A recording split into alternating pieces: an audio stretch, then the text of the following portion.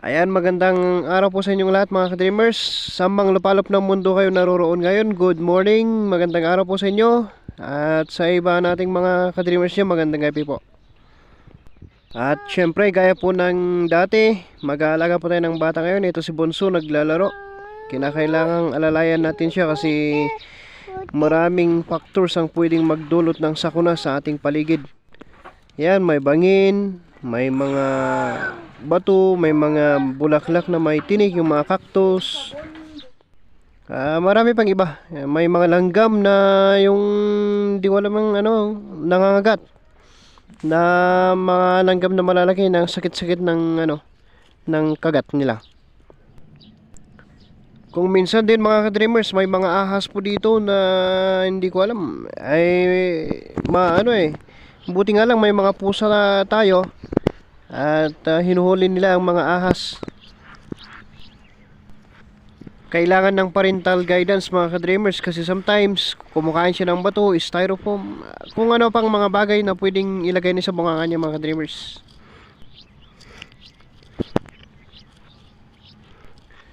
Alam niyo mga ka-dreamers, sa totoo lang ang lungkot ng buhay.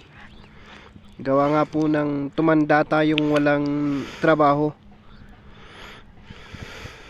Tumanda tayong walang ginawa sa buhay mga ka-dreamers.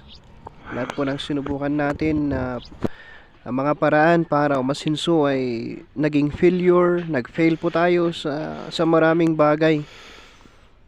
At sa ngayon po mga ka-dreamers, sa totoo lang, I'm 37 years old na ngayon.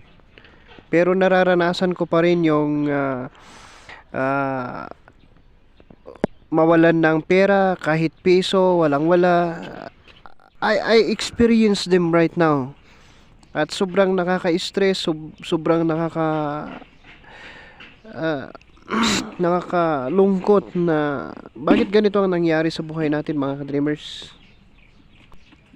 Napaka-unfortunate po natin mga ka-dreamers, and I'm suffering depression right now kasi lahat po ng ating mga kapitbahay may mga kani-kanilang sasakyan, kani-kanilang bahay. Tayo lang po ang walang sasakyan at walang bahay mga ka-dreamers.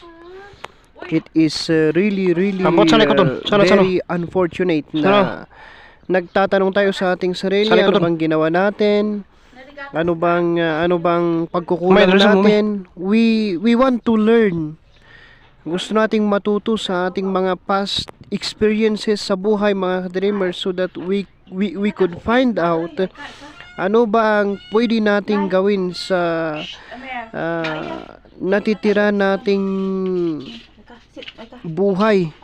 Hindi natin alam kung gaano kahaba o gaano kaikli ang remaining years natin. Maybe 20 years, 30 years, 40 years.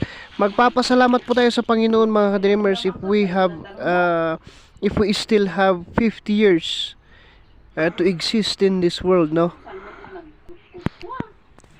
So para sa akin mga ka-dreamers, sa halip na magmukmuk po tayo, ay kinakailangan humabol tayo mga ka-dreamers para makasabay tayo sa kanila. At hindi po tayo tumitigil sa kaiisip at kahanap ng mga paraan, mga diskarte na pwede nating gawin para makaangat-angat naman tayo at magkakaroon ng kabuluhan ang ating buhay sa mundong ito.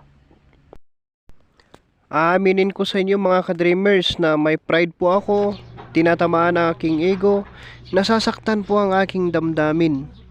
Kung nakikita ko ang aking sarili, nakikita ko sila, I have this question in my mind na bakit parang sila lang ang pinagpala, bakit parang sila lang ang nakakatanggap ng biyaya mula sa Panginoon? Bakit parang ako lang ang disqualified? Ako lang ang walang blessings? What's happening in my existence? Anong kabuluhan ba ang buhay sa mundong ito? I'm still trying to understand the meaning of my life, ladies and gentlemen.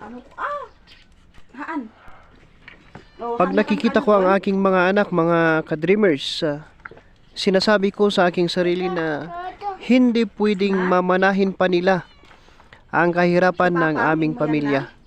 It must stop here. Kailangan gumawa ako ng paraan para matigil to. Nakagawaw, diba ado? Ayan, at ito po si Russell mga ka-dreamers, nakatayo ang aming kapitbahay. Hi Russell! Gatas ka.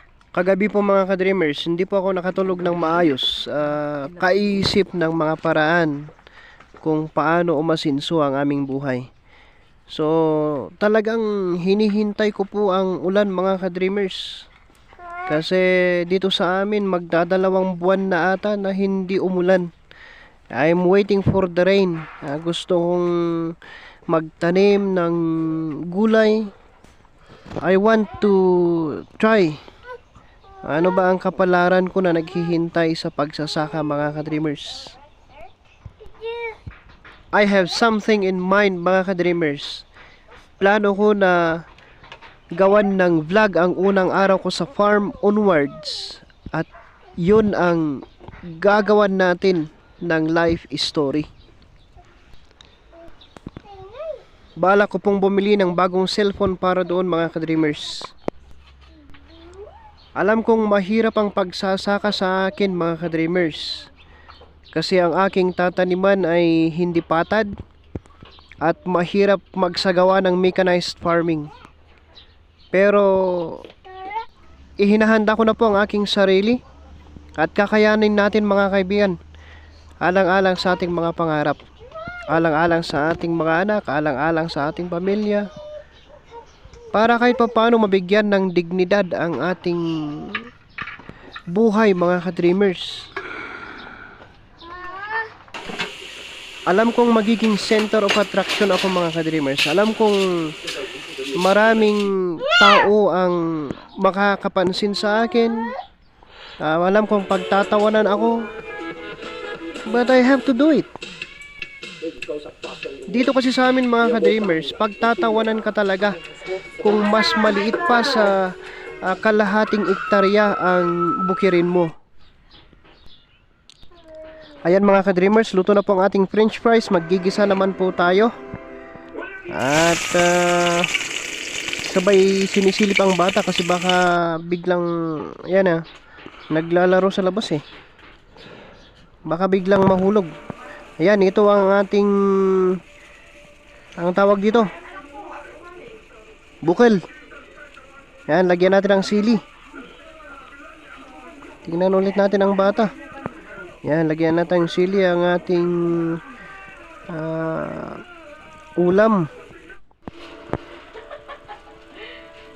Sabaw, kamatis. Lagyan natin ng kamatis yan.